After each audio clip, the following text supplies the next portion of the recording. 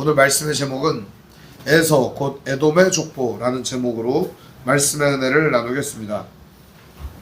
에서 곧 에돔의 족보.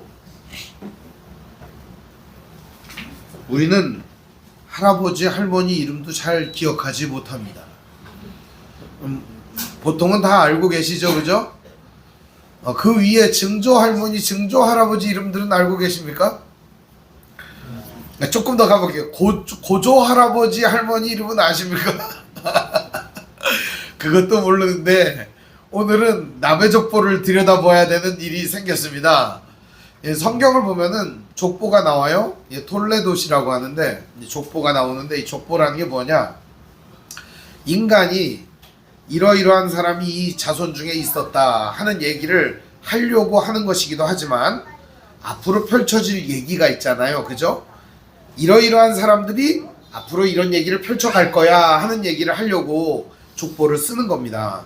그러니까 오늘 여기 족보에 있는 사람들이 결과적으로 창세기 이후에 출애굽기, 레위기, 민수기, 신명기, 여호수아, 사사기 쭉 이어지면서 이 사람들이 등장할 거다 하는 얘기를 하는 겁니다. 그러니까 우리가 족보를 눈여겨서 보면 여기에 등장했던 사람들이 다음 족보에, 다음 스토리에 등장하는 걸 볼 수가 있어요. 그래서 창세기는 한 20개의 족보가 등장을 하거든요. 이 족보 속에서 우리가 뭐를 볼 수가 있냐면 앞으로 어떤 얘기들이 펼쳐질까 이걸 생각하면 좋겠습니다. 두 번째는 족보를 이렇게 기록한 이유는 사실이다 하는 얘기예요. 이거 누가 만들어내고 거짓말하고 지어낸 얘기가 아니라 실제로 있었던 사람들이고 이거는 사실이다. 그걸 보여주려고 이렇게 쓴 거예요. 세 번째는 여기에 등장하는 이 사람들을 통해서 오늘 이 시대를 바라볼 수 있는 안경을 갖게 되는 거예요. 이때 당시에는 이 족보를 통해서 이 집안과 이 사람들이 어떠한 인생을 교차점으로 살아냈는지를 보여주는 겁니다. 어디에 살았는지, 누구하고 살았는지, 뭐 하면서 살았는지 이거 보여주는 거거든요. 그러면서 이런 것들을 보여줌과 동시에 오늘 우리는 어디에 살아야 하는지, 누구와 살아야 되는지, 어떻게 살아야 되는지 이걸 우리에게 가르쳐 주는 겁니다. 이름이 어렵고 다소 이제 다른 나라 얘기 같고 정말 엉뚱한 얘기 같고 읽으면 잠이 오는 그런 족보를 우리가 대할 때마다 어렵죠. 근데 이 세 가지를 염두에 두고 여러분이 읽으시면 아, 이것도 하나님 말씀 속에 들어있구나 알 수 있는 좋은 기회가 되지 않을까 싶습니다. 만일 여러분이 후대에 기록된다면 여러분 묘비에는 어떤 이름을 쓰고 싶습니까? 이 사람 누구다 하고 이렇게 쓰고 싶습니까? 여러분 묘비에 뭐라고 쓰고 싶습니까? 지난주에 우리 큰아버지 그 묘를 이렇게 묘비를 갖다가 놓는 시간이었습니다. 근데 거기에 큰형님이나 둘째 큰아버지 묘비도 그때 썼거든요. 썼는데 보니까 고생했으니 편히 잠드세요 뭐 이런 거를 썼더라고요. 또 옆에도 보니까 편히 쉬세요 이런 게 써 있더라고요. 우린 이 땅에 살아가는 삶이 고생이라는 걸 알고 있는 거죠. 근데 여러분은 묘비에 뭐 쓰면 좋겠어요? 개그우먼 김미화는 이런 얘기를 했습니다. 이렇게 묘비를 써달려. 진짜 그렇게 쓸지는 모르겠는데 웃기고 자빠졌네 이렇게 쓰래요. 묘비에다가 개그맨 김미화 웃기고 자빠졌네 이렇게 쓰라는 거예요. 그러니까 웃기다가 죽었다 이런 말이죠. 근데 웃기고 자빠졌네 그런 말이죠. 근데 죽은 다음에도 뭐예요? 사람들한테 웃기고 싶어서 그랬다는 거예요. 사명감이 투철하죠. 오늘 우리들도 우리의 마지막을 생각해보면 어떻게 기록될까? 오늘의 삶이 두려워지기도 하고 오늘의 삶을 우리가 반추해보기도 합니다. 오늘 얘기는 에서라고 하는 한 사람의 족속 그리고 그 사람이 낳은 아들, 딸 그리고 그들의 자손의 이야기입니다. 족보가 이렇게 등장할 때는 이 사람이 이제 성경에서 그만 등장한다 그런 얘기예요. 족보가 이렇게 나오는 거는 이 사람이 이제 퇴장할 때가 되었어 이런 얘기를 성경이 암묵적으로 우리에게 해주는 거예요. 그리고 후대 사람들이 이제 펼쳐갈 얘기가 등장한다 이런 얘기 나오는 거예요. 오늘 먼저 이 36장 1절에 보면은 에서 곧 에돔의 족보는 이러하니라 이름풀이부터 좀 해볼까 봐요. 에서라는 사람의 이름의 뜻은요 거칠다 이런 뜻이에요. 거칠다. 그리고 에돔이라고 하는 뜻은요 붓다 이런 게 붉다, 빨갛다 이런 말이에요. 그러니까 이 두 이름이 다른 이름이 아니에요. 실제로 에서는 매우 거칠게 살아온 사람입니다.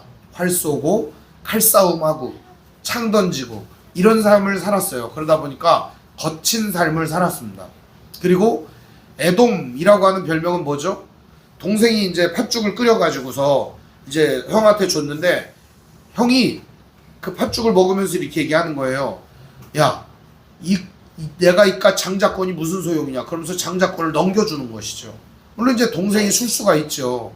형, 죽 줄 테니까 장자권을 나에게 넘겨줘. 큰아들 내가 할래. 그러면서 이제 장자권을 뺏기는 사건이 일어나죠. 그러니까 이 사건을 통해서 어리석은 자라고 하는 별명을 얻게 되는 거예요. 그게 에돔이란 뜻이에요. 물론 이제 이 에서가 먼저 태어날 때 온몸이 빨갛대요. 그래가지고 에돔이라는 별명을 갖게 된 거거든요.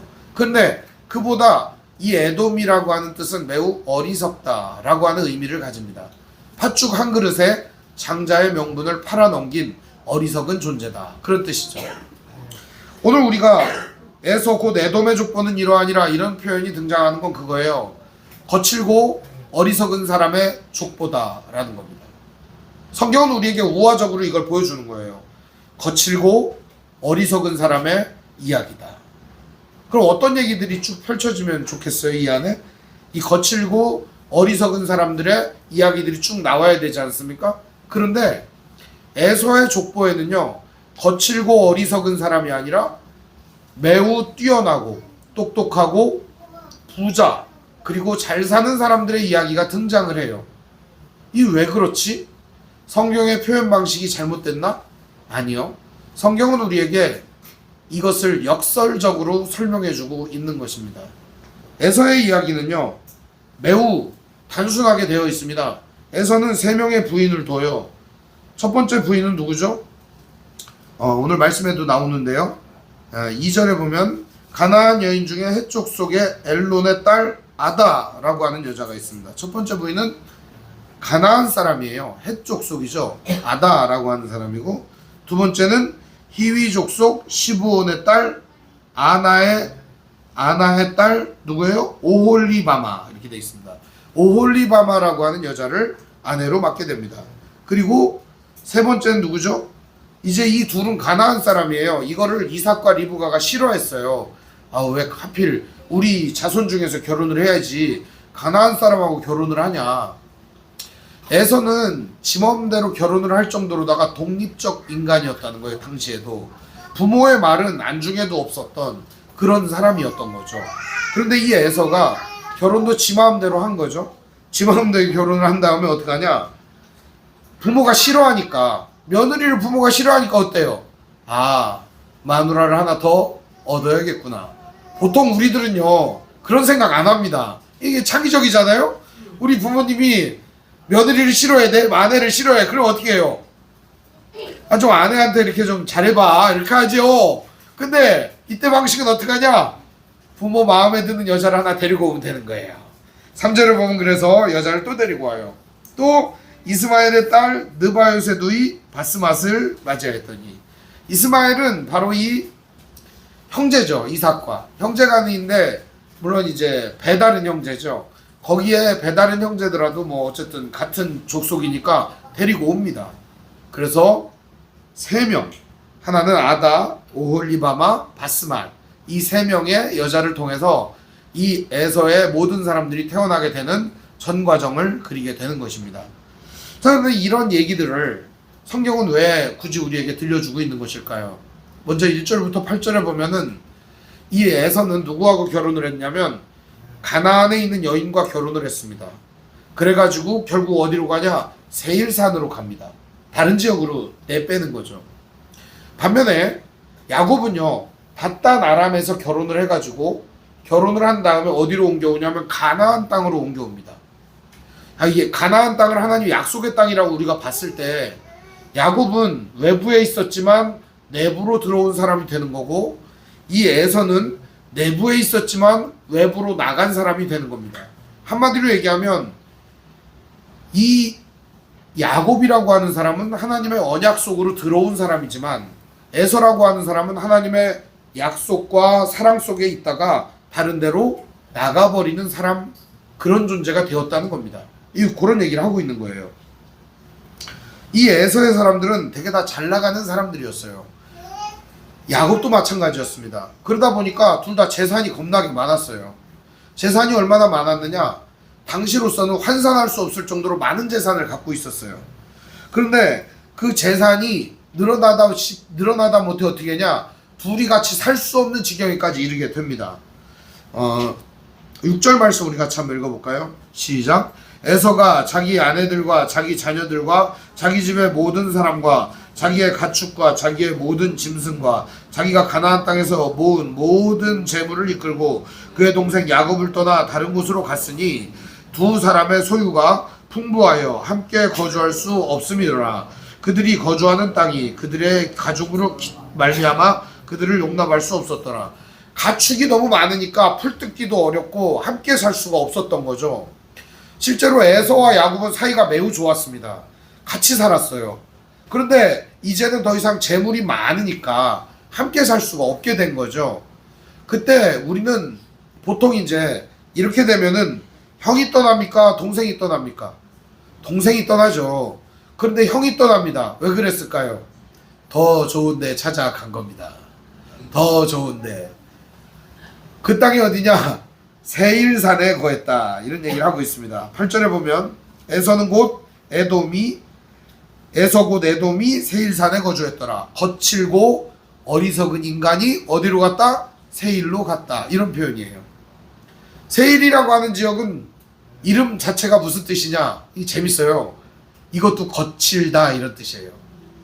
그러니까 거칠고 어리석은 인간이 어디로 갔다? 거칠은 곳으로 갔다. 근데 이때 당시 세일은 매우 좋은 곳이었어요. 저기 침공을 하잖아요. 요새화가 돼 있어가지고 못 뚫어요. 그러니까 매우 좋은 곳이죠. 적의 외적의 침입을 막을 수 있는 그런 곳이었어요.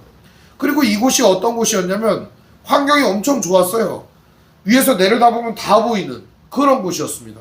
그러니까 이 에서라고 하는 사람은 요새화된 지역, 자기의 터전을 잘 펼칠 수 있는 곳을 향해서 갔고 정착했는데 알고 보니 이 세일이라고 하는 곳이 어디예요? 거칠은 곳이었다는 거죠. 이곳은 하나님을 섬기는 곳이 아니었기 때문입니다. 한마디로 얘기하면 하나님과 상관없이 사는 지역으로 가버렸다는 거죠. 오늘 우리들은 인생에 있어서 평안이 어디서부터 오는가?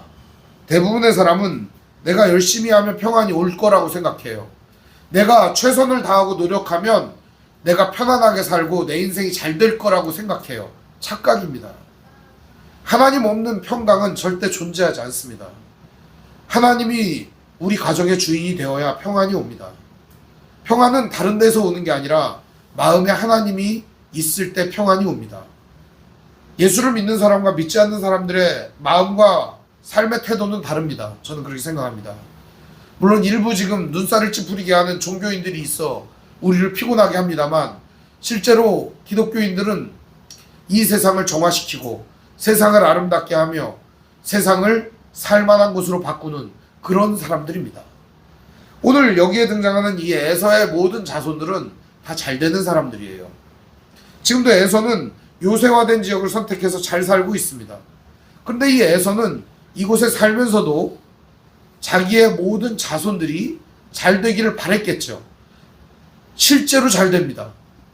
그 다음부터 보시면은 세일산에 있는 에돔 족속의 조상은 에서의 족보는 이러하고 9절부터 쭉 등장을 하잖아요. 여기에 보면은 누가 등장을 해요? 족장들이 등장을 합니다. 족장들이 15절에 보면 대만 족장, 오말 족장, 스보 족장, 그나스 족장, 고라 족장, 가담 족장, 아말렉 족장, 이 족장들이 등장을 합니다. 이 족장이라고 하는 건 뭐냐면 일종의 한 부족 국가를 말하는 겁니다. 우리나라 고조선하고 똑같은 나라예요. 그러니까 이런 부족 국가가 세워지는 거죠. 그러니까 이 에서의 자손들은요, 나가면 부족을 세우는 거예요. 나가면 부족 국가를 세우는 거예요. 그러면 이 에서라고 하는 사람은 얼마나 대단한 사람이에요. 그죠? 요새화된 지역을 선택했고 그곳에서 부족 국가들이 계속 형성되고 있으니까요. 잘 나가는 사람 아닙니까? 여러분들도 보면은 자식이 5명인데 한 명은 서울대 나오고, 한 명은 연세대 나오고, 한 명은 고려대 나오고, 한 명은 스탠포드 나오고, 한 명은 UC 버클리를 나왔어요. 그래가지고 첫 번째는 판사가 되고, 두 번째는 의사가 되고, 세 번째는 검사가 되고, 네 번째는 음악가가 되고, 다섯 번째는 예술가가 되고. 그러면 얼마나 좋겠습니까?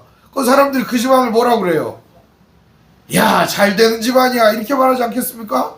부모도 사업을 해가지고 몇백억씩 벌어들이는 거예요. 그럼 뭐라고 하겠어요? 야, 저 집안은 잘 나가는 집안이야, 이렇게 말하지 않겠습니까? 이 에서 집안이 그런 집안이라고요. 지금 가는 데마다 그냥 사람들이 족장을 이루고, 이렇게 아주 그냥 터전을 이루고 부족 국가를 형성할 정도로 잘 나가는 사람들이더라는 거예요. 근데 성경은 이 에서를 향해서 이렇게 표현한다니까요. 거칠고 어리석은 존재다, 이렇게 표현하고 있다. 왜 그러냐 이거예요.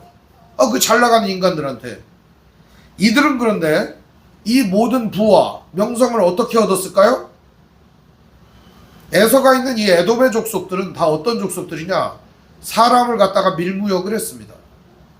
그때 당시에는 뭐 그냥 인신매매가 성행했던 시대였기 때문에 사람을 포로로 잡고 나그네를 갖다가 약탈하는 그런 약탈의 민족이었다는 겁니다. 뭐 게임 제목 같은 애. 무슨 약탈의 민족으로서 이 약탈을 해가지고 먹고 살고, 사람을 인신매매해가지고 먹고 사는 아주 더러운 민족이었다는 거예요. 여러분, 고대 한 도시가 이렇게 세워지려면은 메소포타미아라든지, 혹은 여러분들이 잘 알고 있는 나일강 문명이라든지 피라미드라든지 이런 것들이 세워질 때는 다 뭐가 필요한 거예요? 노동력이 필요한 겁니다. 그 노동력을 갖고 오기 위해서 이 도시가 세워질 때는 사람들을 갖다가 착취하고 억압하고 그 사람들의 모든 걸 빼앗아야만 가능한 거예요. 실제로 이 에서의 자손들은 어떤 존재들이었느냐? 바로 그런 일들을 잘하는 사람들이었다는 겁니다. 오늘날 우리들이 바라볼 때 잘 뺏고 권력이 좀 있고 돈이 많고 그런 사람들을 우리는 뭐라고 그래요? 잘 산다라고 말해요. 저는 그런 사람들을 잘 산다고 생각하지 않습니다. 그건 잘 사는 게 아니고 그냥 부한 겁니다. 부했다가 푹 꺼지는 거죠. 부하다고 생각합니다. 부하다. 우리들은 잘 산다는 게 어떤 것이냐? 우리의 인격과 우리의 인생의 존재가 하나님으로부터 주어졌고 하나님과 함께 동행하는 사람이 잘 사는 사람이라고 생각합니다. 19절은 이렇게 마무리를 하죠. 에서 곧 에돔의 자손으로서 족장된 자들이 이러하였더라. 무슨 말이에요? 족장된 사람이 전부 다 누구라는 거예요? 에서 곧 에돔의 자손, 이렇게 계속 얘기하는 거예요. 성경의 워딩은요 그냥 쓰는 게 아니에요.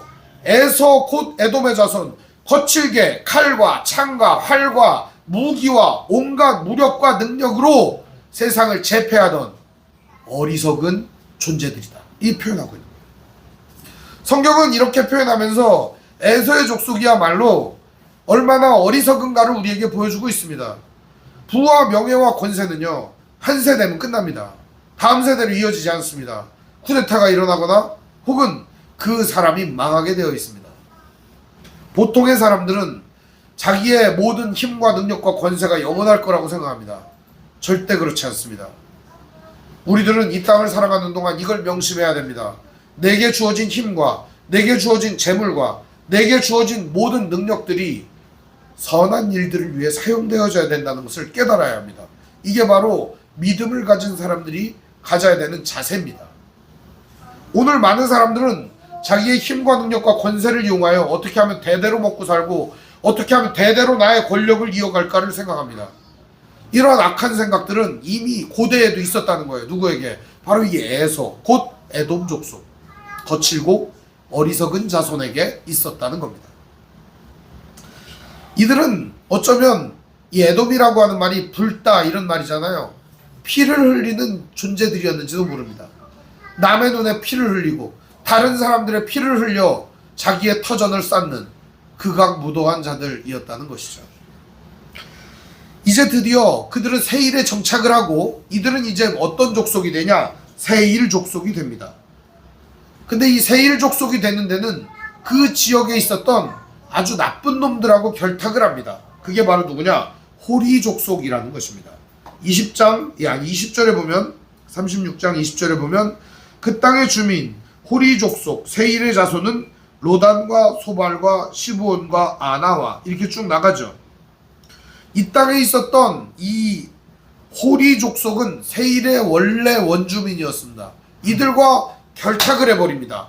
이 호리 족속은요, 원래 어떤 족속이냐, 여기가 원래 이렇게 높이 솟은 바위가 있는 곳이에요. 그곳에서 지나가는 사람들에게 돌을 던지는 거예요. 그래갖고 통행세를 받아요. 한마디로 말하면 삥 뜯는 거죠. 약탈하는 거예요. 그리고 가다가 예쁜 여자 있으면 뺏어버리는 거예요. 뭐 이런 일을 하는 거예요. 그러니까 이들은 극악무도한 자들이에요. 근데 그 땅에 있는 호리 족속과 뭐가 되냐? 하나가 됩니다. 그래서 에서는 결국 누구의 자손이죠? 아브라함과 이삭과 이 자손으로서 계속 가야 되는데, 에서 자손은 여기서 호리 족속하고 딱 붙어서 호리 족속, 세일 족속이 돼버리고 마는 것입니다. 명맥이 끊어지는 거죠. 하나님을 믿고 하나님을 경외하고 하나님의 법대로 살아가는 사람들이 아닌 그저 세상의 법칙과 정글의 법칙대로 살아가는 존재들이죠. 정글을 지배하는 법칙은 뭐죠? 약육강식입니다. 이 약육강식의 법칙대로 사는 거죠. 강한 자가 먹고 약한 자는 죽는 것이죠. 인간 세상이 약육강식은 아니지 않습니까? 인간의 세상은 약육강식으로 살 수가 없어요. 오직 이 세상의 유일한 법칙이 되어야 하는 것은 에덴의 법칙입니다. 우리는 모두 다 존엄하고 존중받아야 마땅하고 사랑받아야 마땅한 존재로 태어났습니다. 그래서 우리는 내가 존귀한 만큼 상대도 존귀하게 여겨야 하고, 내가 소중한 만큼 상대도 소중히 여겨야 하는 것입니다. 나에게 존중이 필요한 만큼 상대에게도 존중이 필요하다는 것을 깨달아야 합니다. 이것을 잊어버리는 순간 우리는 나도 모르게 약육강식에 지배당하는 것입니다. 우리는 에덴의 법칙 속에 사는 사람들이지 약육강식의 법칙에 지배받는 정글의 법칙을 지키는 사람들이 아닙니다. 오늘 이들은 정글의 법칙에 놓여있는 사람들이었습니다. 근데 얘네들은 뭘 해도 잘 돼요. 24절을 우리가 한번 읽어볼까요? 시작. 시브온의 자녀는 아야와 아나며, 아나는 그 아버지 시브온의 나귀를 칠 때 광야에서 온천을 발견하였고, 광야에서 온천 발견하기 쉽습니까? 물도 안 나와요. 근데 온천을 발견했어요. 장사가 얼마나 잘 됐을까요? 여러분, 온양에 여기 온천 나가지고, 아산 여기 온양에 온천 나가지고 사람들이 서울에서 지금 와요. 지하철 뚫려가지고 이제 할머니들 엄청 와요. 관광하러. 그 옛날에는 신혼여행은 온양온천으로 왔다고 하더라고요. 뭐 어른들 진짜 그랬는지 모르겠지만 제주도 이런 데 안 가고 온양온천으로 신혼여행으로 왔다는 거예요. 네, 재미가 있습니다. 아무튼 뭐 부곡하와 이런 데도 가고요. 그죠? 근데 뭐 이제 뭐 쇼 같은 거 하잖아요. 이제 제가 어릴 때는 그런 거 많이 있었어요. 근데 이때 당시에는 온천이 귀할 때 아닙니까? 없던 시대예요. 근데 이 족속들은요, 호리 족속은 온천도 발견을 했어요. 이 시브온의 나귀를 칠 때에 이 아나라고 하는 사람이 온천을 발견했다는 거예요. 근데 이 나귀를 치다가 온천을 발견했는데, 온천이 뭐가 되냐? 그때 당시에 가장 큰 재산이 되는 거예요. 치료 목적으로 물을 팔기도 하고, 우물과 엉덩이를 파가지고 목욕을 시키고 돈을 받기도 하고, 이게 엄청난 부를 쌓는 거예요. 이게 자체가 엄청난 능력을 갖게 되는 거예요. 근데 여기서 끝나지 않습니다. 이 에서의 족보는 이어져서 31절에 보면, 이스라엘에는 왕도 없고 아무것도 없었던 시절에 이 에돔에는, 이 세일 땅에는 왕이 있었다는 거예요. 그러니까 이제 부족 국가에서 어떤 국가로 이제 진출하는 거예요? 중앙집권적 국가로 이제 가게 되는 거예요. 얘네들은 점점, 그러니까 문명이 발달을 하는 거예요. 그러니까 이스라엘은요, 문명 그런 거랑 상관없이 그냥 맨날 양치고 양 똥냄새나 맡고 이렇게 하는 건데, 얘네들은 벌써 국가적 체계를 이루어가고 있는 거예요. 우리가 볼 때는 누가 나아 보입니까? 좀 체계를 갖추고 잘 사는 얘 에서가 좀 더 잘 나가는 것처럼 보이지 않습니까? 그러나 성경은요, 여전히 이렇게 말합니다. 31절. 이스라엘 자손을 다스리는 왕이 있기 전에 에돔 땅을 다스리던 왕들은 이러하니라. 여기가 세일 땅이잖아요. 근데 여기를 에돔 땅이라고 이렇게 굳이 얘기를 하는 이유가 뭐겠어요? 에돔이 뭐라고 그랬어요? 어리석다, 이런 뜻이에요. 그러니까 한마디로 말하면 어리석은 땅을 다스리던 왕은 이러하니라, 이런 표현인 거예요. 이게 이들은 거칠고 어리석은 존재들이었어요. 그 땅을 다스리던 사람들이 쭉 나오잖아요. 부올의 아들 벨라가 에돔의 왕이 되었다. 부올이라고 하는 건 뭐냐? 여러분이 알다시피 발람이 부올의 아들이었어요. 그러니까 우상의 그러한 선지자였었죠. 바알과 아세라를 섬기며, 이게 뭐냐면은 우상 숭배를 하는 자들의 조상이 되었다는 겁니다. 이들은요, 그 우상 숭배가 뭐냐면은 일종의, 요즘으로 말하면 축제예요. 축제를 벌려서 뭐를 하는 거냐? 부를 극대화하는 시점이 바로 이 우상 숭배를 하는 우상의 축제가 벌어지는 순간이거든요. 그러니까 이들은 이걸로다가 재물을 쌓을 뿐만 아니라 이들 자손 중에는 왕이 계속 나옵니다. 왕이. 만일 여러분의 자손 중에서 왕이 계속 나온다면 여러분 어떻게 하겠습니까? 좋지 않습니까? 여러분 족보 중에 대통령이 계속 나오는 족보에 있다. 여러분 어떻습니까?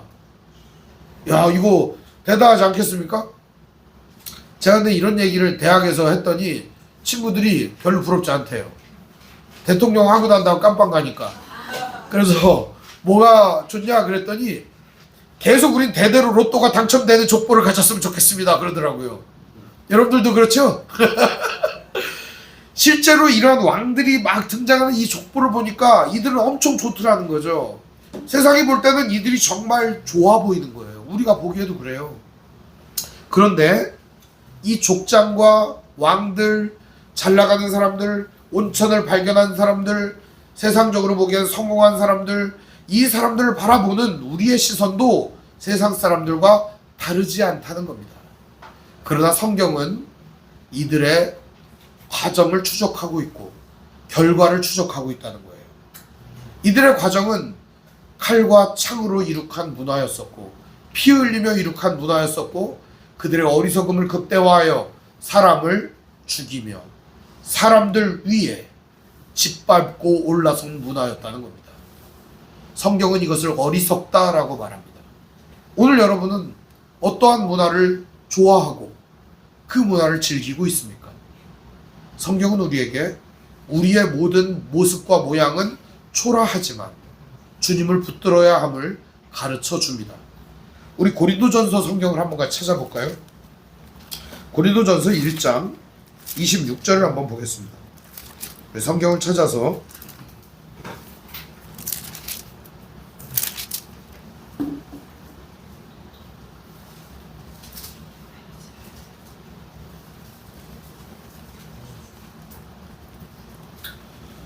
고린도전서 1장 26절이에요. 신약성경 263페이지입니다.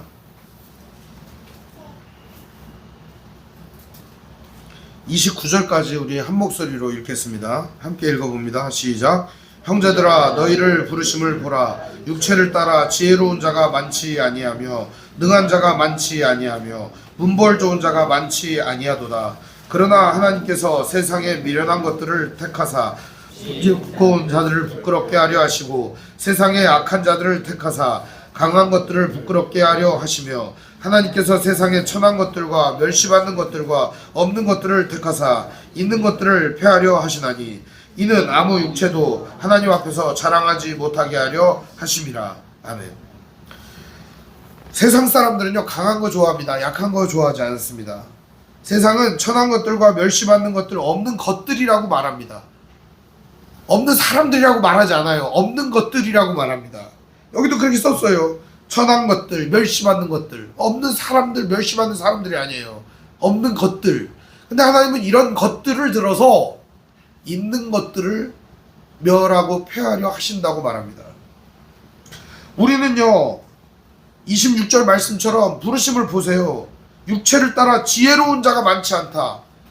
여기 서 있는 저부터 정말 미련한 사람입니다. 오늘 여러분 중에 지혜로운 사람 많지 않다. 대부분 지혜로운 것 같긴 한데 그 중에 많지 않다는 겁니다. 또 보면 뭐라 그래요? 능한 자가 많지 아니하며 문벌 좋은 자가 많지 않다. 우리는 다 족보도 별 볼 일 없잖아요. 그죠?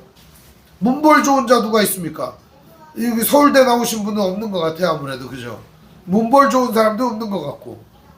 그러나 하나님은 오늘 연약한 이 사람들과 함께 하시어 이 세상에 진정한 질서를 만들고 계신다는 겁니다. 세상의 질서와 세상의 법칙과 세상의 모든 것들을 이어가고 만들어가는 존재는 힘세고 강한 자들이 아닙니다. 하나님의 뜻 가운데 신실한 자들을 통해 하나님은 오늘도 세상의 질서를 만들어 가신다는 겁니다. 여전히 우리는 알고 있습니다. 선하게 살아야 한다는 것을, 하나님의 뜻 가운데 살아가야 한다는 것을, 그것이 옳은 길이라는 걸 알고 있습니다. 그럼에도 불구하고 우리는 나쁘고 세상의 못된 사람들을 동경할 때가 있다는 것입니다. 오늘 이 족보는 우리에게 그걸 보여주고 있습니다. 이 세상에 잘 나가는 사람들이 있어. 이 세상에 멋있어 보이는 사람들이 있어. 많이 가진 사람들이 있어. 그래도 우리가 진짜 바라봐야 될 존재는 누구냐라는 거예요. 이들이 벌이는 일들은 앞으로 엄청나게 악한 일들을 벌이게 됩니다. 계속적으로 여기에 등장하는, 제가 읽지는 않았지만 아말렉 족속들은요 이스라엘을 계속 괴롭힙니다. 여기 등장하는 부올의 이 족속들은 이스라엘을 계속 괴롭힙니다. 앞으로 계속 나와요 이 사람들이. 이 말씀을 통해 여러분이 힘을 얻었으면 좋겠어요. 저는 내가 별 볼 일 없고 내 인생은 정말 누가 봐도 초라해 보일 수 있어요. 나 자신이 생각하기에도 나는 정말 별 볼 일 없는 사람이라고 생각될 때가 많죠. 제가 그래요. 그런데 저는 저 자신을 바라볼 때마다 실망하지만 하나님을 바라봅니다. 그분이 나와 함께 하시니 평안합니다.